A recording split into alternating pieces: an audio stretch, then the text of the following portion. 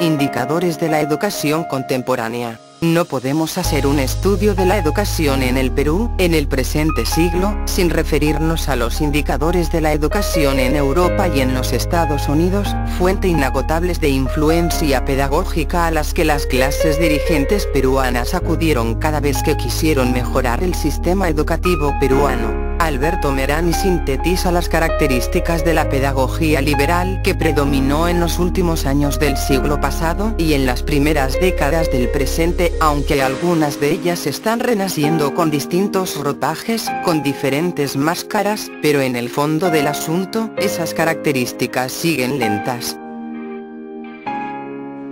El laicismo. El principio del laicismo se expresa en los siguientes términos: el hombre es libre. Por naturaleza, el hombre se basta a sí mismo. Situado en su individualidad independiente, el hombre recibe lo que libremente quiere recibir y da lo que libremente quiere dar. Exigir de él otra cosa, en nombre de una autoridad que se impone desde afuera, es usurpar sus derechos, aniquilar su personalidad. Cualquier autoridad es por esencia una tiranía, cuyo resultado no puede ser otro que comprimir y adulterar. El mérito de ese principio, el advenimiento de la escuela laica, logrado después de ruidosísimos debates, ponía punto final, en cierto modo, a la batalla emprendida desde hacía varios siglos con la intención confesada de arrebatar a la Iglesia el control de la enseñanza.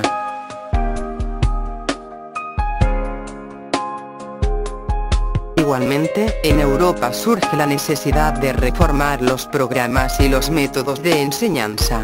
Por lo demás, el desarrollo industrial así lo exigía. Esa necesidad engendró una provechosa fructificación de sistemas y planes. Es la corriente de la nueva educación que se podría llamar metodológica.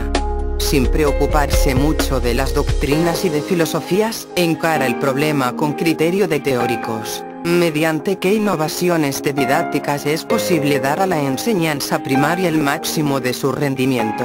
Mas, al lado de esta corriente silenciosa y reposada surgió desde finales del siglo pasado y se ha acentuado en el presente otra corriente bullanguera que lanza mensajes y decálogos. Sin desconocer, ni mucho menos, la urgencia de una reforma en la didáctica, es decir en la técnica de la enseñanza, afirma que lo esencial del problema no radica ahí, sino en el aspecto cultural. Es la corriente que podríamos llamar doctrinaria, por oposición a la metodología. Veamos con un ejemplo, el significado de ambas tendencias. Para los metodologistas, lo esencial del problema consistiría en lo siguiente: en qué forma organizaré mi enseñanza para que el alumno adquiere con un mínimo de esfuerzo claras nociones matemáticos. Para los doctrinarios las cosas ocurrieron de otro modo. En el primer plano de sus preocupaciones ya no está que el niño adquiera una clara noción de matemáticas, sino que se aproxime el etos del temperamento matemático.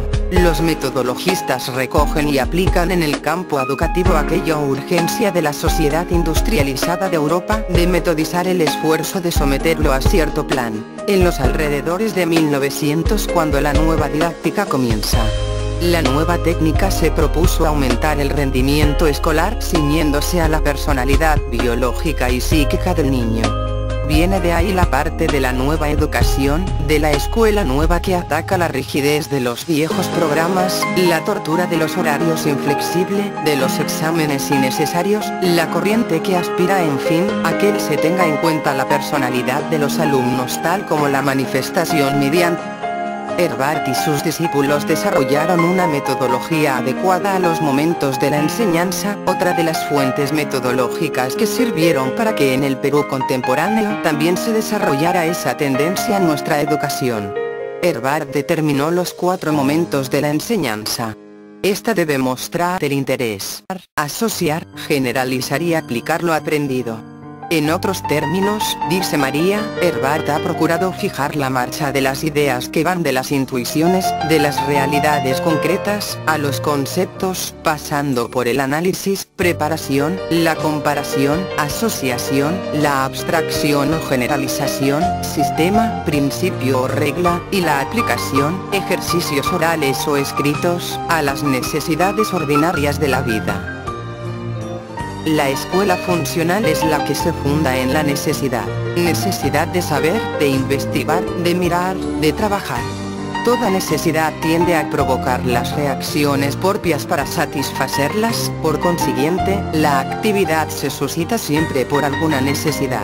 La educación ha de ser una vida, esto es, un proceso de interdependencia y recíproca entre el individuo y el ambiente físico y social en que se vive, de suerte que se adapte a él lo mejor posible y saque de él un enriquecimiento progresivo de su experiencia. Merced a este contacto con la naturaleza, resulta un progreso íntimo de nuestro ser, de nuestra personalidad. Eso parece natural y activo de adquisición pasiva que no pasa de ser un almacenamiento superficial y estéril. La escuela debe apelar a la actividad del niño, debe ser un laboratorio más bien que un lugar en donde se escucha. La idea primordial consiste en individualizar la enseñanza, siendo así que cada alumno escoge las ramas del programa a las cuales quiere dedicar las diversas horas del día. No solo escoge el programa sino la hora en que lo quiere realizar, el alumno distribuye su tiempo como a bien tenga.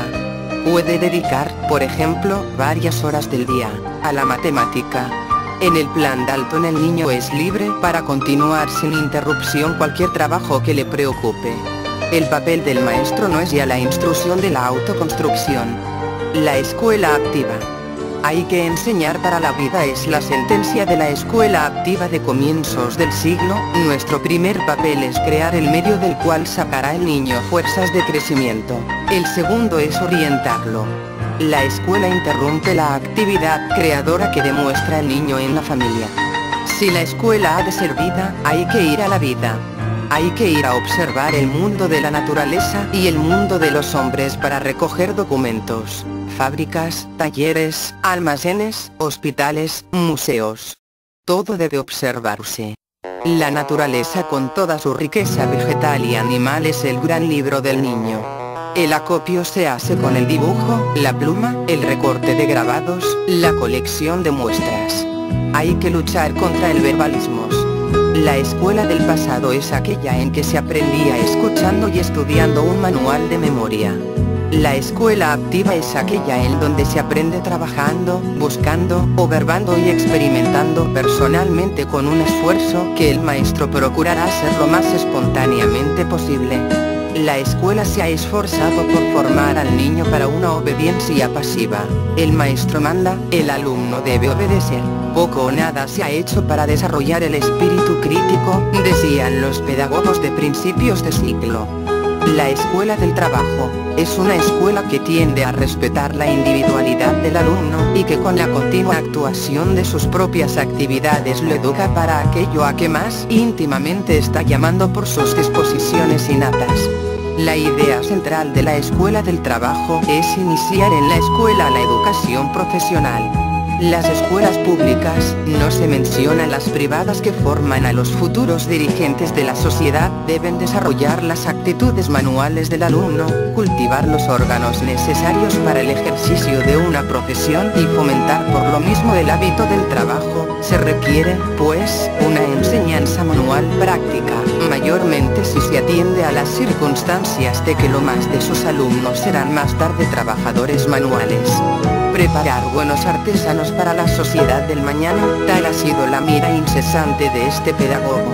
Afirmaba con énfasis, el trabajo intelectual personal es, aún más que el trabajo manual personal, carácter de la escuela del trabajo. Pero tiene límites muy modestos en la escuela popular y, aún dentro de estos, algunos alumnos no pueden ser suficientemente estimulados. En el campo de la escuela, el gran mal, prosigue Kirchsteiner, es el enciclopedismo que domina por todas partes, es la epidemia de la visión de conjunto, la pedagogía positiva. Según la pedagogía positiva, la educación debe valerse de las ciencias para formar al hombre completo y activo de la sociedad moderna. Su fundamento principal debía ser, dejar hacer de por sí, dejar en todo actuar a la naturaleza. Para el positivismo, era necesario examinar las cosas que más importaba saber, cómo debemos vivir, cuál es la verdadera regla de conducta para todas las circunstancias de la vida, cómo tratar el cuerpo y la mente, dirigir los negocios, ser buenos ciudadanos. El fin de la educación es preparar para la vida completa, enseñar lo menos posible, hacer hallar lo más posible. Tal es el lema de la educación, según Spencer. Decía: 1. El espíritu procede de lo simple a lo compuesto. 2. El proceso se realiza de lo indefinido a lo definido. 3. Hay que ir de lo concreto a lo abstracto. 4. Hay que ir de lo empírico a lo racional. 5. Se ha de excitar el desenvolvimiento espontáneo. Destacaba básicamente la importancia de la alimentación y la educación física en la formación de los niños. El primer requisito para obtener éxito en este mundo depende más de la energía que de los conocimientos adquiridos, y que una política que atiborra el espíritu con mengua de la energía física se destruye a sí misma. Europa, testiga de un formidable desarrollo industrial, en donde la adopción de la máquina en gran escala, los ininterrumpidos progresos prácticos exigían un obrero cada vez más capacitado, aceptó de buen grado los aportes educativos de la pedagogía positiva, de la escuela del trabajo, de la escuela activa, del laicismo, del metodologismo, de la escuela nueva. Los principios pedagógicos de estas revoluciones educativas respondían a las mil maravillas a las exigencias de las nuevas circunstancias. En este caso, los robustos animales, los niños activos y menos enciclopédicos, los escolares formados en las escuelas del trabajo, etc., con físico sano y mente amoblada, perfeccionados en el trabajo manual, con saber instrumental, con conocimientos prácticos y desvinculados de cualquier tendencia análisis a la crítica, constituían la mano de obra providencial.